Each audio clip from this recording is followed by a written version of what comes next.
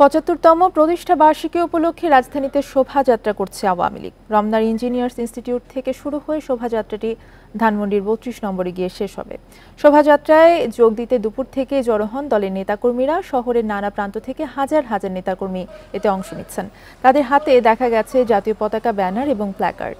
মিছিলে স্লোগানে মুখরিত হয়ে ওঠে চারপাশ। দেশের ঐতিহ্যবাহী দলটির ৭.৫ দশকের দীর্ঘ যাত্রাকে স্মরণীয় করে রাখতে উৎসব মুখর হয়ে উঠেছে শোভাযাত্রার কর্মসূচি। ঢাকঢোল বাজিয়ে শুরু হয় আনন্দ উদযাপন। যুব মহিলা লীগের প্রত্যেকটা বোর্ড আজকে এখানে এই আনন্দে উপভোগ করার জন্য অংশগ্রহণ করেছি। ঈদুল আজহার পরে আমাদের আজকে যে ঈদের পরে আজকে যে উৎসবটা খুব আনন্দময়। আজকে আমাদের প্রত্যয় থাকবে আগামী স্মার্ট বাংলাদেশ যেন আমরা সুন্দরভাবে সাকসেস হতে পারি। দলটি প্রতিষ্ঠিত হয়েছিল বাংলাদেশের সাধারণ মানুষের, বাংলাদেশের প্রান্তিক মানুষের কথা বলার জন্য।